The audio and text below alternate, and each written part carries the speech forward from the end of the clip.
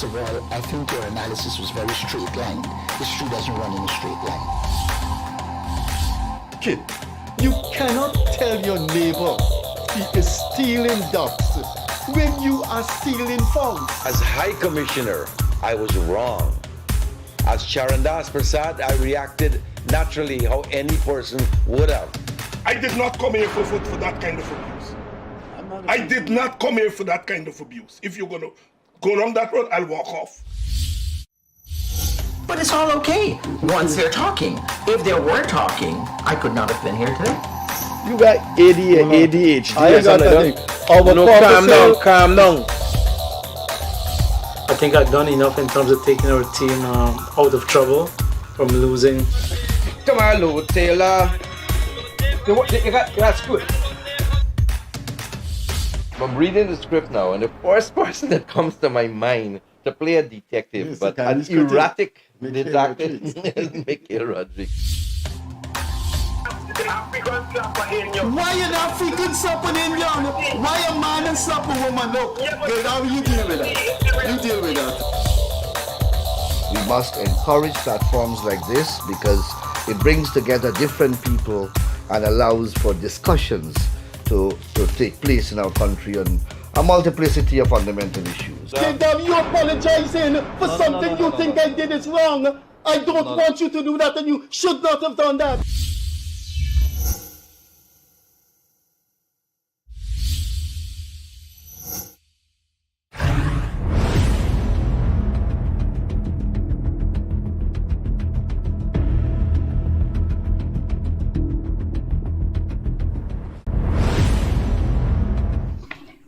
Welcome to the Gildarie Freddie Kissoon Show. This is a live program recorded in our studios in Lalouni Street, Lalouni and Irving Streets in Queenstown. This program comes to you twice weekly in the evenings, Mondays, Wednesdays and Fridays at 8:30 to 9:30 when it's a call-in program. When we ask you to call in and speak on anything that's on your mind, it's always an hour and a half. This program comes to you live, so if you have your smartphone or your smart TV, please go to Guyanese Critic Facebook page or TBN Guyana. We're also on YouTube live. This is the Gildarie Freddie Kissoon Show. So, good evening, good night, good morning, good afternoon, wherever time zone you're in and you're looking at the program.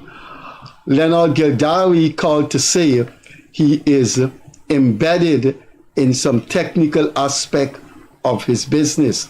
So he won't be here this evening, but he will definitely be here on Friday. I had said a couple of times when I was the lead presenter, more than a couple of couples too. I have said on a number of occasions that when Gildarie and I started the Freddie Kissoon Gildarie show, we did not know at the time if it would fizzle out, if it would just be a mediocre journey, or if it would have achieved greater heights. And so when we started it, we had a number of guests that came on, and they didn't think that, hey, this is just a new program, why am I being on this program? These were very high-profile Guyanese. And the program has been successful. We're now in the 11 months of the program. So what I have said on a number of occasions when I was the lead presenter the past few weeks is that Gildarie and I decided that we'll show our gratitude to our guests who graced the studio when this program just started, ministers, politicians, literary artists. We will invite them again as we're coming up to our anniversary. So our guest this evening was once our guest.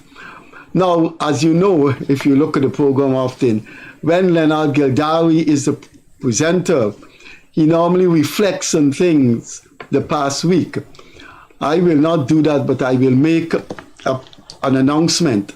And if you're looking at this program, please use your Facebook facilities to inform your colleagues, your friends, your associates, your relatives, and your families that beginning in the next 2 days, I will be resuming my columns, not of course in the Kaicho News.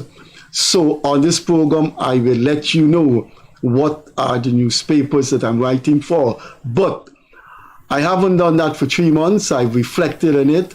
I took the time off, and I am now will be resuming my writing because the vacuums that exist are enormous. There are things that people don't want to touch on in this country that they need to touch on. I'll give you an example. I am the only person in this country. I know I sound chauvinistic and it's show off, but it's just relevant for me to tell you I'm the only person in the media in this entire country that has supported the release of Julian Assange. I did a column on that, and I am doing it now this evening.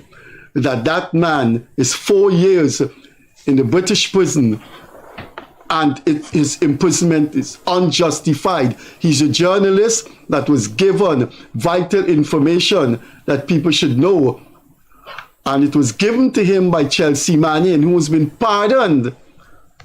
The very information that Assange publicized from Manning, he's been charged for treason by the US government.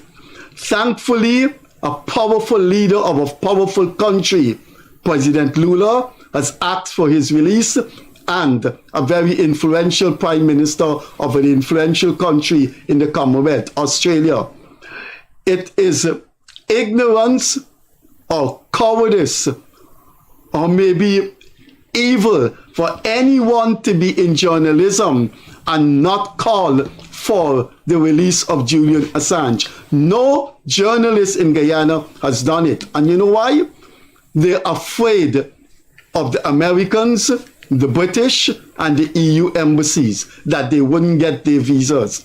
That if they call for Julian Assange to be free as a journalist, when they go to the US embassy, they may be turned down. And that fear is very great. I have written about it about 3 times in my columns.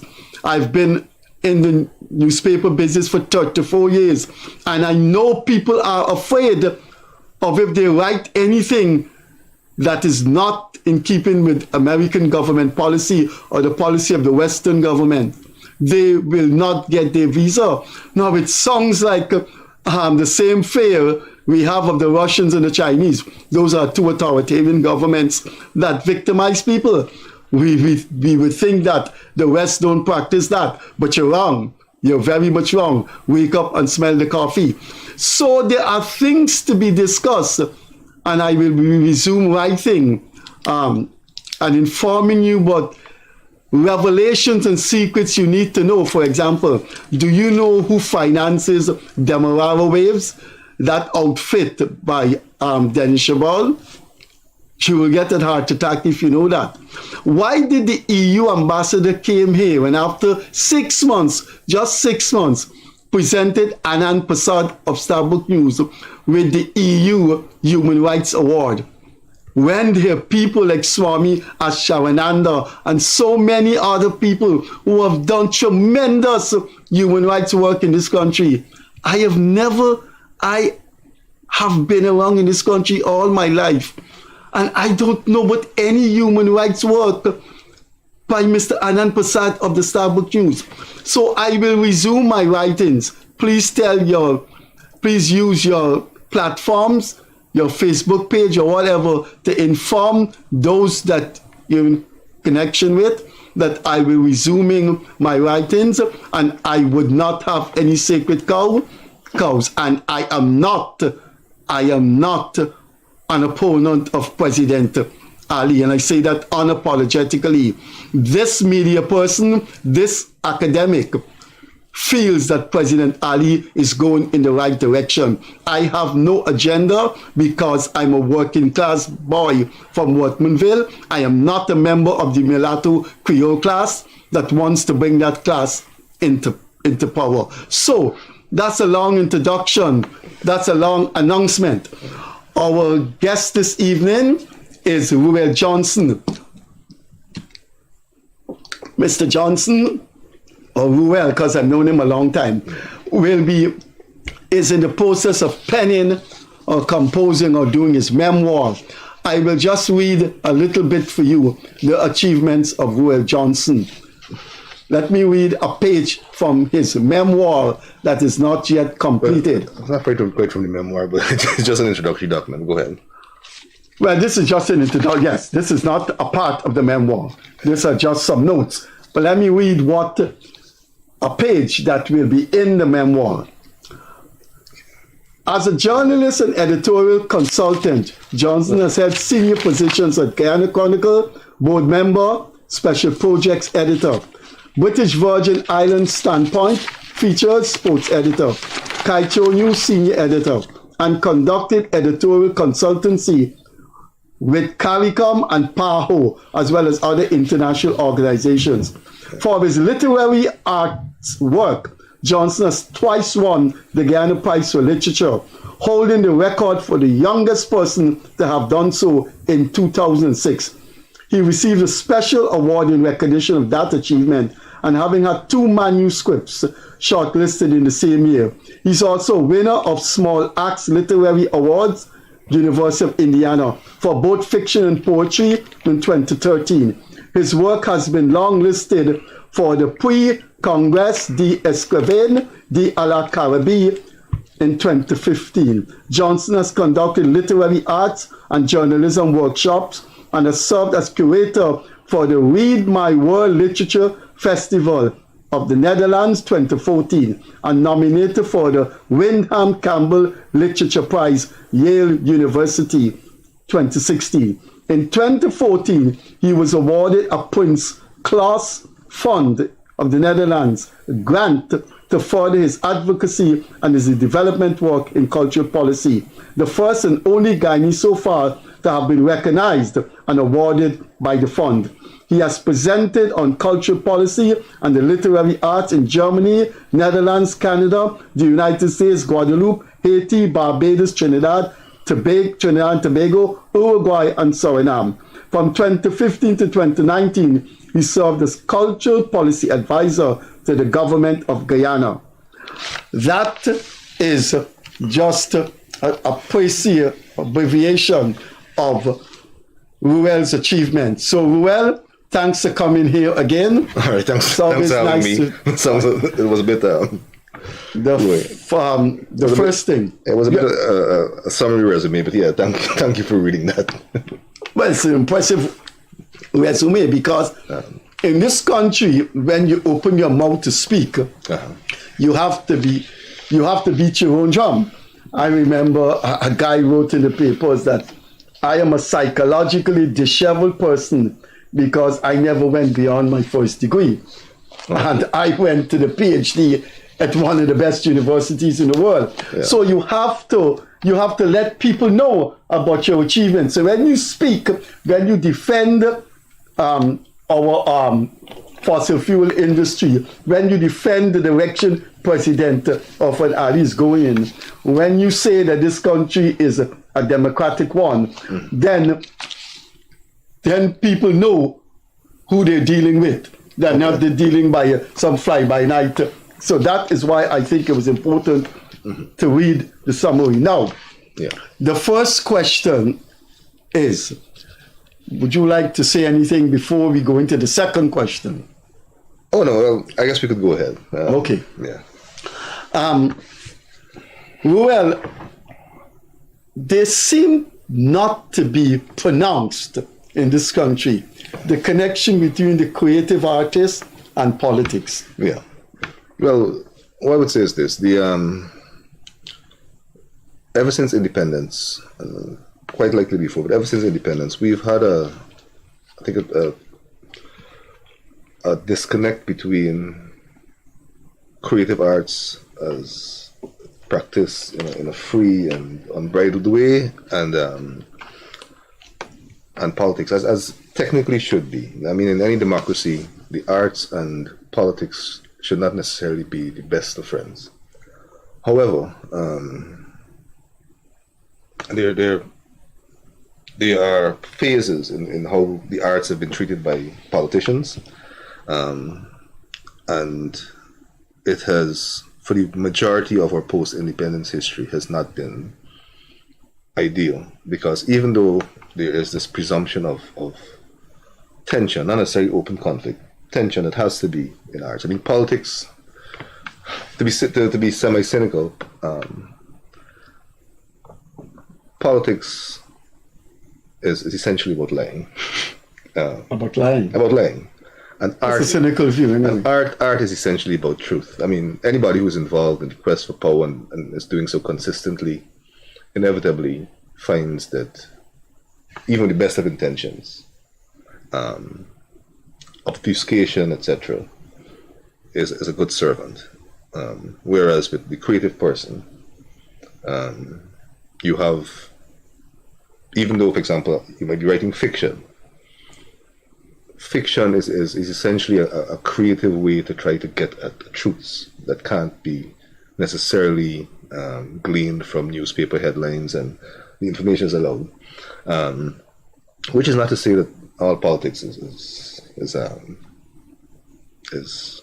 intrinsically fictitious, but there lies of omission and commission that the politician has to learn. And as for me, a society works well when there is non-violent tension between the truth-seeking art and the falsehood or lie-dependent politics. Yeah. I am not too sure I subscribe to that delineation, but I do subscribe to the fact that... It's not a strict delineation. I know. It exists. But I do subscribe to the fact that you're likely to get more flakiness and more opportunistic traits in politicians because of the nature in it than the poet, the painter, the artist. This program, my reaction to you and how I relate to you in this program is not going to be all in the area of the arts. That's That's because you have established a name also in politics. You worked at a very high level with the government of President Granger. You were the cultural affairs advisor in the Ministry of Education. You were the cultural affairs advisor to Dr. Rupert Wupnawine. You currently hold a substantial position in the same Ministry of Culture. You formed a political party that contested the election. That party was Citizenship Initiative. And that was headed by the teacher, Miss Lam. Ruel Lam. Okay. And then after the March election, during the March election, you stood out as one of those persons who have criticized the rigging. Of course, they did. So I am going to ask you questions on politics. For example, of course, Ruel Johnson, with this kind of CV that I read out, is the presidency of this country one that can be characterized as going in a democratic direction? Well, first of all, we exist in democracy. Democracy is the range of freedoms, etc., that mark democracy, and it's always in flux. But wholly and substantially, we exist in a democratic country outside of the reality of the presidency. The question I think you're asking is whether the president himself has democratic tendencies. Because you can have people, and the US is a good example, you can have, and Brazil recently, you can have a democratic polity with institutions of varying strength. And then you could have somebody who has been elevated to that democracy, the presidency, the head part of democracy. And then they tend to display anti-democratic or increasingly dictatorial thing. And there's been history throughout. Hitler, for example, was originally democratically elevated. So to answer your question, I think that the president is is a democratically inclined man. I wouldn't be working for government if I honestly felt that he were not. I saw him today, for example, on East Coast. Plaisance, yes. And there was an interaction with one gentleman. And for me, that's the essence of democracy. But for me, the question really is not whether it is that a leader is democratic, but whether it is that citizens themselves understand the participatory components of democracy, so when we Ray Lam and the others who took part, well, we didn't form a political party that was named a political party. We call it the Citizenship Initiative, and the focus on it was about participatory citizenship. So I usually like to focus. The burden for democracy doesn't lie on leadership; it lies on the citizens that elevate the leadership. But there's a very circuitous way of answering the question. I believe that we exist in democracy. I believe that we've existed previously in first an outright dictatorship and then a sort of quasi democracy. But at present, I believe we tick all the substantial boxes of a democratic republic. Yeah. Let me just inform viewers that what I have in my hand here is not a part of Will Johnson's memoir. It's just some notes on the memoir. Now there are some aspects of the memoir to be, the memoir as a work in progress. There's some parts of it that just have the headlines, and I am interested in some of these headlines. That's because of my intense evolution in Guyanese politics and the role and my role in the 70s. There is some headlines here. One is King Kong and the Crisis of Confidence. What will be, if you don't want to talk about it? No, I because it's your memoir. Yeah. What is that about? So, I was born in 1980, right? And 1980 was the end of the first decade of Guyana becoming a republic, right? In 1970. So the first part of the book, the book's divided into 4 sections. The first part of the book is called What's Past is Prologue. Because even though you might be writing something that is biographical, because there are significant elements of history and politics within it, I felt it was necessary to explore what existed before and help to shape the young thing. So what you read there is, I've done a summary of every year of that decade. So the first 1970 is if you can keep it, and that title has a specific meaning. So what you read there is King Kong and the Crisis of Confidence. Now, King Kong refers to what the name that Walter Rodney gave to Burnham at the time. And the Crisis of Confidence speaks to a statement from the then U.S. President Jimmy Carter, that American democracy at the time was facing a crisis of confidence. It was a very famous speech that he gave. So I wanted to compare and contrast and see the interlinkages between these two countries at the time.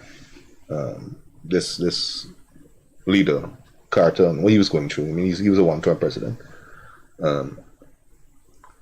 But whose presidency oversaw some of the worst excesses of the dictatorship of the 70s here. And while he was speaking about the crisis of confidence in American democracy, you had what would eventually precede the Walter Rodney and his assassination the very next year, 1980. So, yeah. there's another line here that will form part of the memoir of Ruel Johnson's memoir. Could you explain this line? Mr. Burnham does it again. What he did again? So, as I said, what this does is it goes through key events of the 70s. So what I've done, a fair amount of research that has gone in. So this title is taken directly from a BBC Panorama documentary, literally called Mr. Burnham Does It Again. And that was the second installment of a two-part series. The first one done in 1968. And it speaks to the rigging of elections in 1973. And so the term title, Mr. Burnham Does the Game, it sounds like a sort of a flippant title, but it spoke to, within this very first decade of Republic, this is the very first act of dictatorship in the Republic era that went on and sort of consolidated everything that followed, including the 1978 referendum and the 1980 Constitution. So this is a reference to that BBC documentary title, which I'm going to write a bit about. But I'm also going to look at different things like where Walter Rodney was at that particular time, the movies that were shown in the cinemas, just to give a snapshot of what was going on in Guyanese society at that particular point in time, year by year. So he says 1973, Mr. Burnham Does It Again. Okay. We'll come back to some of these notes in your memoir, but do you want to tell our viewers when the memoir is likely to be completed? I know you won the Guyana Prize. As the youngest person to have won it. This is a very long time. You probably will be the youngest person to compose a memoir in Guyana. You're just 40 something. This is my area now. Yes. I don't think I've known anyone in their 40s, a prominent citizen, an achiever, an academic, a journalist, or anyone. And there are many memoirs in Guyana. Yeah. I don't think anyone would have composed a memoir in their 40s. Yeah. So it's a young journey then. Yeah. We'll come back to some very interesting lines in this memoir. And I'd like to know what you are talking about.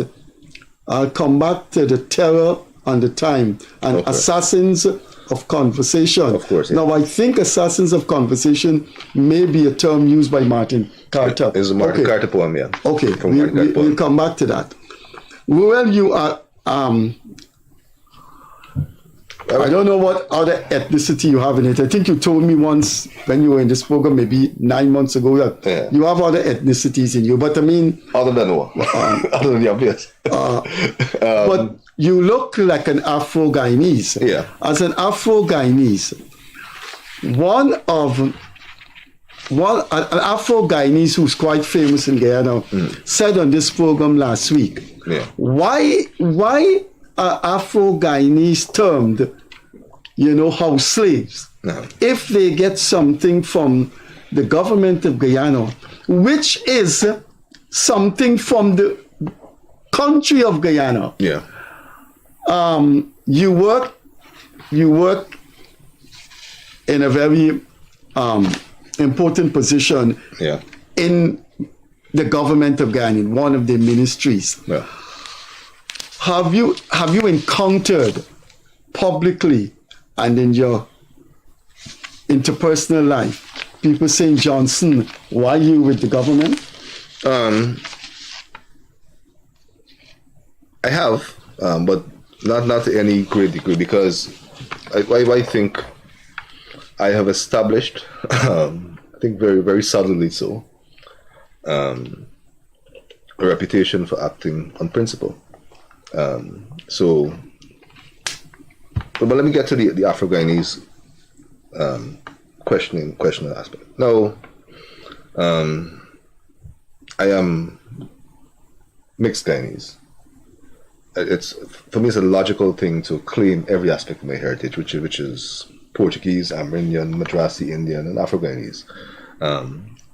But in terms of, if anyone were to label me Afro-Guyanese and use it as a derogatory thing, then of course I'll be Afro-Guyanese and say, yes, an Afro-Guyanese identity, or at least biological identity, is part of me, and I have done X, Y, and Z. Because usually when it is that you use that, when you use any derogatory term, it is a claim that this category of person is incapable of certain achievement, right? Mm-hmm. So if it is that there's an attempt to label me and to take that part of my identity and label it as derogatory, I'd say yeah. But then check my books, because that in itself counters the nullification that comes with racism of labeling. But again, I embrace every aspect of my ancestry. Now, with regard to employment, etc., anyone who, to me, knowingly participates in any system of overt oppression without addressing clear aspects of that oppression should be called to answer for it. However, what I found in Guyana is that very often the people who claim oppression, who claim things the loudest, I'll give you a practical example, are very, very conservative on providing evidence of that oppression. And this is the thing that I've battled with. I mean, you and I have had, in the let's say a decade and a half ago, we've had particular positions on principle, on various issues with the then government. Mm-hmm. I don't think you'd have done anything differently if the situations were the same. Mm-hmm. But you clearly have a specific position now. Yeah. And I think that the situation that currently exists has evolved necessarily from the sort of activism, and I think you need to be lauded in particular. I think I might have told you this privately before multiple times, for your consistency as a public academic. I think the only consistent public academic we've had in Guyana,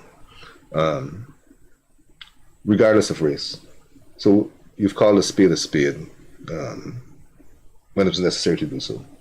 So it's the same for me. If it is that somebody is involved in legitimate work, then the question should be, is your work of value? Are you being paid off? And of course, house slave is all these other things, soup drinker as well. I would challenge anybody to compare the work I was doing in 2017, for example, to the work I'm doing now, and see whether there's a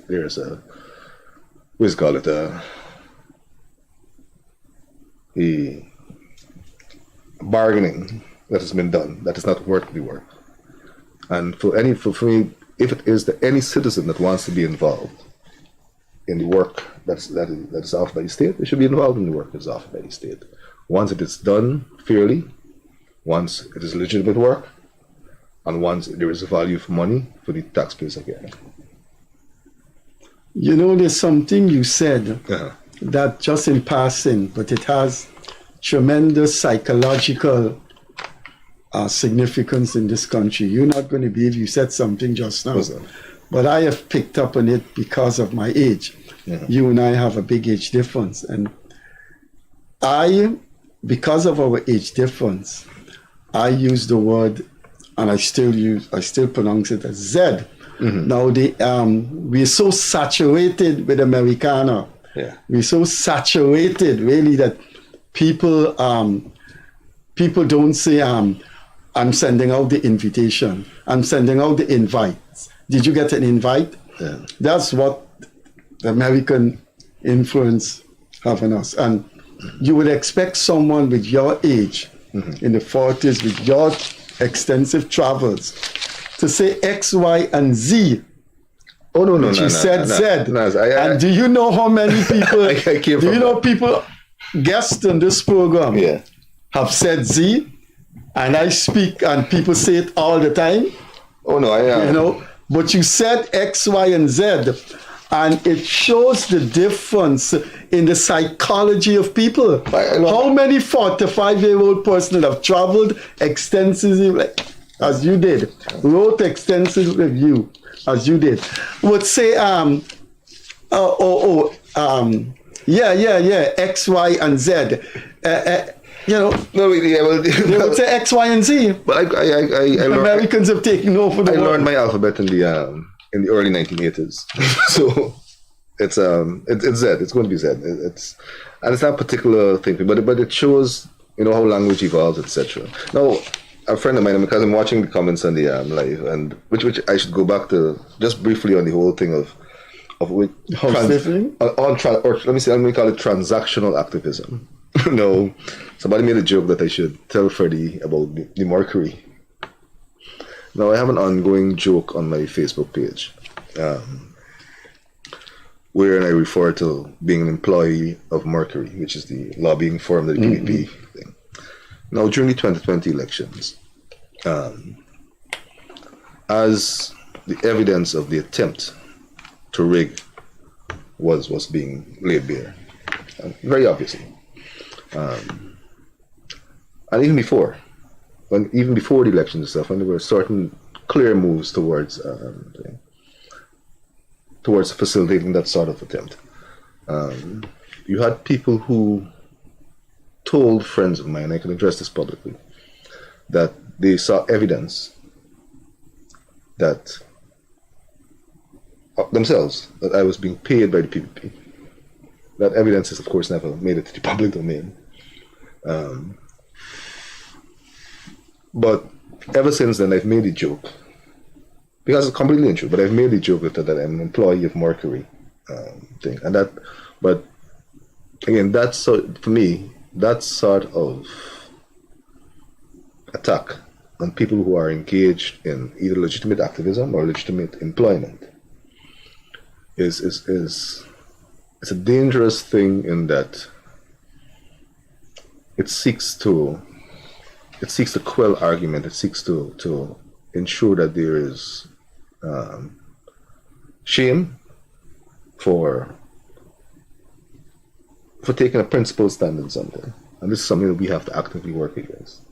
There was a joke when I left Kaichur as well, that you and I were being secretly paid by the government, and so Glenn fired us. And that's another thing I made a joke of online. But that is the sort of thing that it has to be addressed by us as citizens, and eventually by people like myself as creative writers and artists, and I guess journalists, which is a whole other issue. But yeah. But there are narratives that need to be pursued in this country. I've heard publicly, I've heard people say it out, that I was being paid simply because I didn't support rigging. Yeah, you took a principle stand. Simply because I do not see the government going in an undemocratic direction. Do you know the hypocrisy in this country is overbearing? Yeah. Do you know Prime Minister Rishi Sunak was never elected even by his party for the party leadership? Yeah, but they have their own particular mechanism. Do you realize how he became Prime Minister? Yeah. The party members did not vote for him.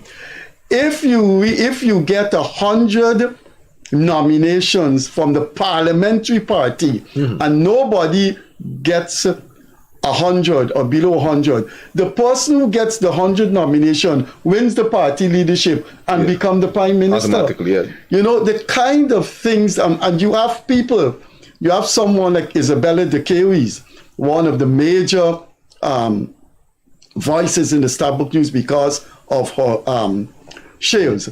She said that She questioned what is Guyana, what Guyana have relationship with Saudi Arabia. But she lives in the UK and she never questioned the status of her prime minister.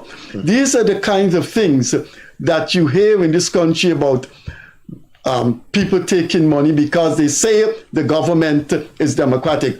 My God, Ruel Johnson, I'm not a believer, I shouldn't say my God. You know the amount of undemocratic minds in this country who have a political agenda that say I was in the pay of the government. I sat down with my little pittance that I used to get from Kaiju News, write my columns, to the point that I said that if the government was willing to give me a few millions a month, I would take it. But, you know, and they still, if they're listening, give me a couple few millions a month and let me go and buy a new car or something. The problem with people is in this country is class and color run through their imaginations, their minds. Do you know, Ruel, I have never seen on any social media thing, any public thing, anybody accuse a white person, Dominic Gaskin, of taking money to break with his father's father-in-law.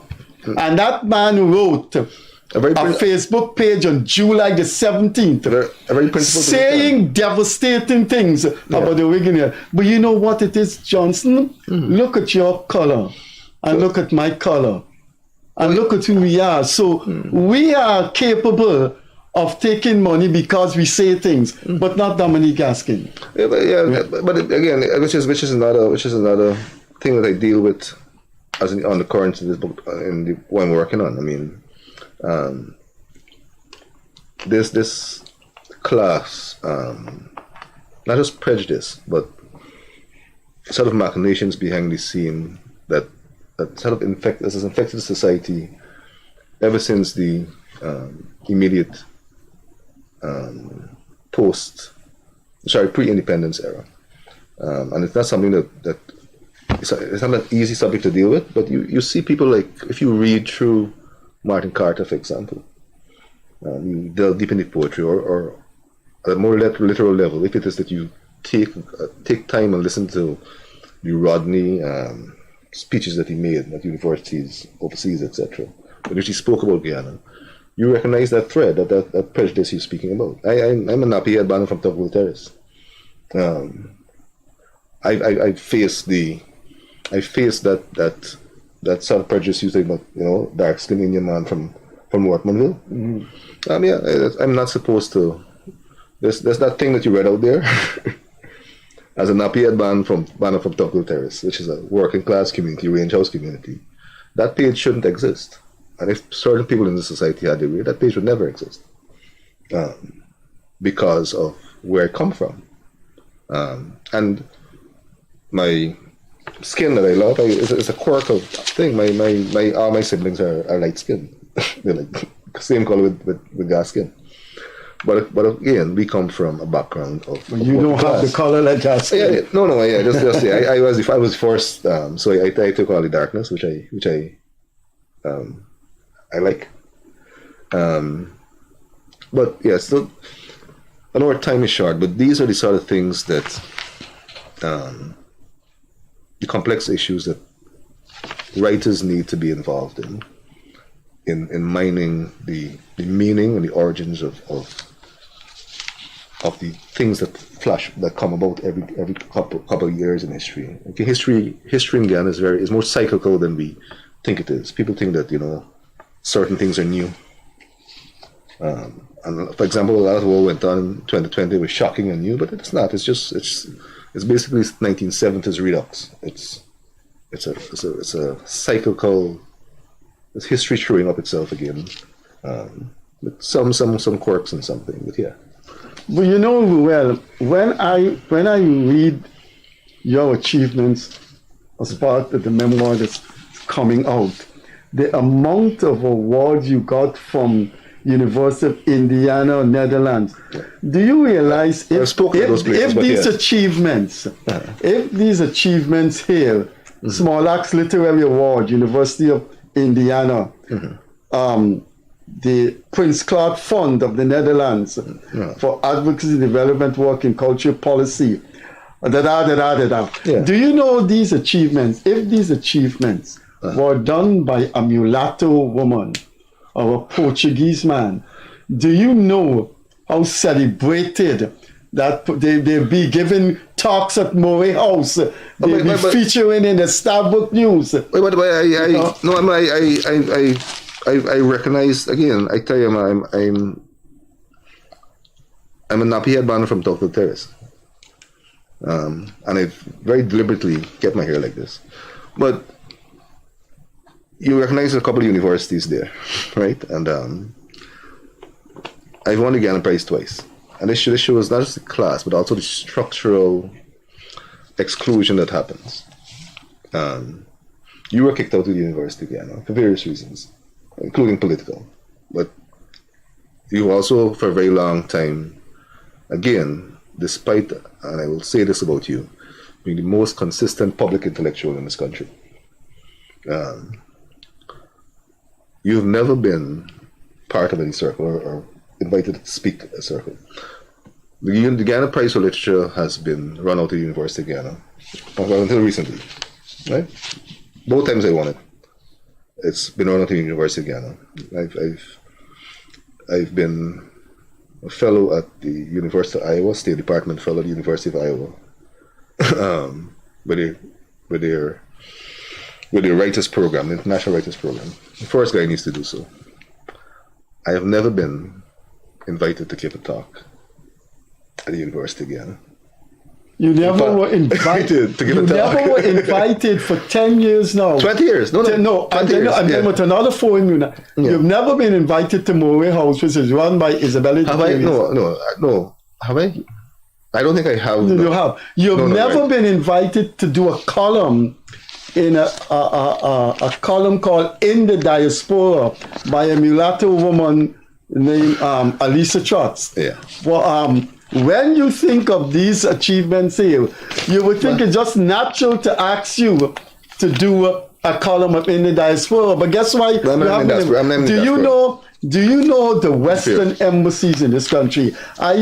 People are afraid to talk about these embassies because they're afraid of their visas. But do you realize if you were Portuguese and red, a red man, you would have been invited by the British, American embassy all the time? No, to be fair to them. to be fair to them, let me say, to be fair to them, one, I have been invited. I'm talking about the socialization process. I'm not talking about those formal invitation. No, these embassy people, they socialize with the mulatto. Well, I would say this. Trust me, I know what's going on. From the U.S. Embassy perspective, one, let me on record echo your support with regard to Assange. There's one. Yeah, you better be careful you don't get. I don't mind. No, these people. Ruel, I'm telling you, just be careful. Oh, no, but I don't mind. Let me say that. Put on record my support. In fact, one of the chapters of the book, it's called Enduring Freedom, and it looks, among other things, at the issue of the U.S. prison system, but also the concept of freedom, including. One of the things I'm looking at is the issue of somebody who is sort of parallel to Julian Assange, who was Snowden, and what took place with him, etc., and how that's a blot on the life and career of Obama that he didn't pardon that man. Exactly. So I'm not a fan of Obama at all. Yeah, but for me it's a bit more complex. So I'm actually looking at that in the book. But and I'll say this to their credit. The reason that this book has been written in the first place, the book is called An American Fall, and it looks in part at the autumn that I spent in the U.S. as a State Department fellow for the Iowa Writers Program, but also the whole concept of the decline of America, which is something I believe that I'm warning you, right? No, but again, I don't I'm mind. warning you. I don't mind. I've been back to the US. I've been signaling the themes of this book for the longest while. I've been back to the US. These people look at these programs. Oh yeah, that's fine. That's fine. I don't want this program to jeopardize your American visa. Please, I mean, I have a responsibility to you. No, I doubt whether that I doubt whether that saying the sort of frank things that you see people like John, the guy from Last Week Tonight, says. A lot of people say that. I think that America, for example, is so huge and so consequential. This is the essence of this book. Although the book is about Guyana and my personal experience mixed in, America is so huge and so consequential is that intellectuals from countries like ours have a duty to engage in contestation and dialogue with the American polity, because the impact it has on us has been clear ever since the 1970s. And again, my positions in this have preceded, again, this is a U.S. State Department fellowship. So I think there's some leeway, but again, I am not too, again, I'm not hyper thinking about visa. I have a U.S. visa. That is not the end all of the literary work that I do. But again, people shouldn't be too thinking. I don't think it's a black and white issue. People shouldn't be too afraid of using the voice, and if it is, there's a consequence. Well, they are afraid, and I think if you, depending on your emanations, I think the U.S. will put you in the system and deny your visa. No, I am not saying that the United States is as bad as Russia and China. Never, not at all. Yeah. But we think too much about this binary of good guy, bad guy. Oh no, you write a column and you say Russia had legitimate concerns, although you're not supporting what the nonsense that Russia did in Ukraine. Yeah. Those people put you in a fire. But have you been denied a visa? That's the question. I haven't applied for American visa since the late 90s. Okay. I'm not a traveling person, and because of what I write in my columns the past 35 years, and because of these programs here, I would not be surprised if I'm denied one. Yeah, but I think these people, we think about the Chinese and should be big bad. To be frank, I'd be surprised if you are. I mean, America is a complex country. It's not a holistic country. I think policy perspective shift, although it's the aspects of it is monolithic that you have to deal with. But I think foreign policy perspective, I don't think they shift to. I have friends who, in the larger literary arts community, who are critical of America, but who have traveled and who continue to travel to America.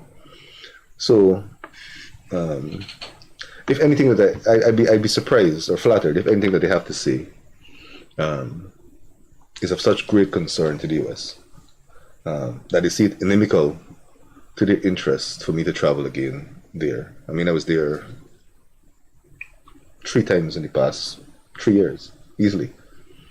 I should be going there again soon. So the thing is to engage in the work that you're doing honestly, with integrity. There's no clandestine motivation in what I have to say about the very real consequences of, say, American involvement in Guyanese politics from the 70s to now.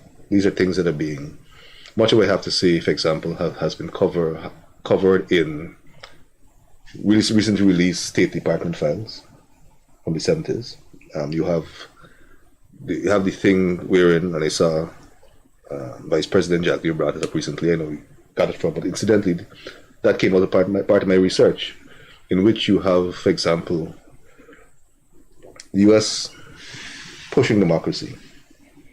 But in 1969, you had them funding Burnham and the PNC, all ostensibly saying we are a democratic country pushing democracy, but showing up a dictatorship. And then you flash forward 10 years later, and you have, I think it's Dwyer, speaking about the reality of the Rodney assassination, but they need to keep Burnham in power.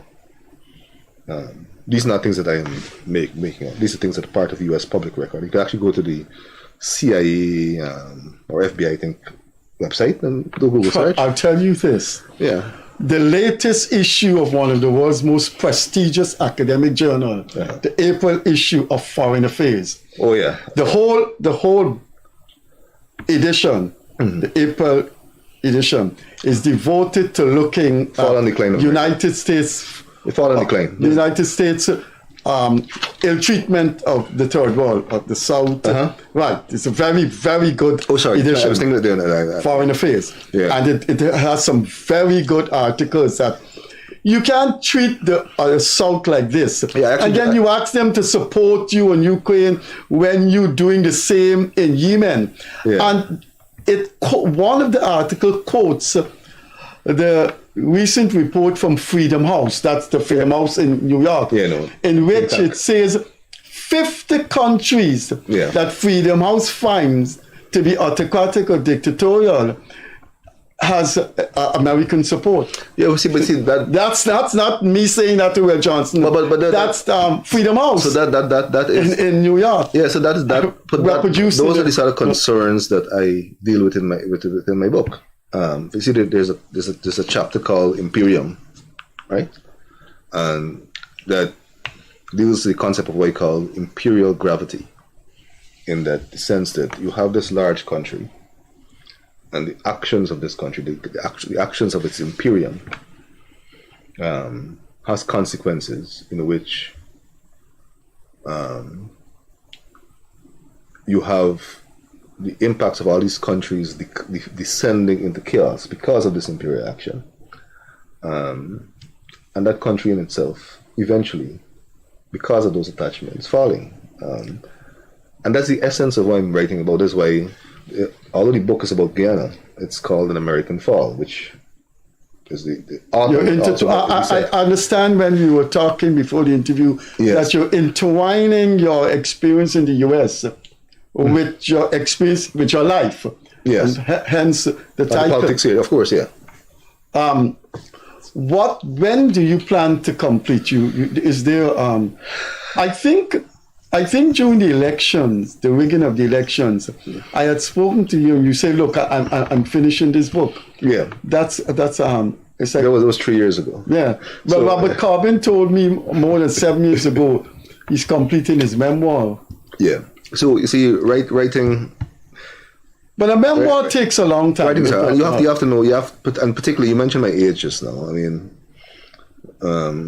you were born in 1980. Rodney got killed in June. I was born in September, so a couple of months after. So right. So you never got to meet the man personally. No. So as a symbolic thing, I intend to wrap it up around August of this year. It's out of from fall of 2016 to fall of 2023.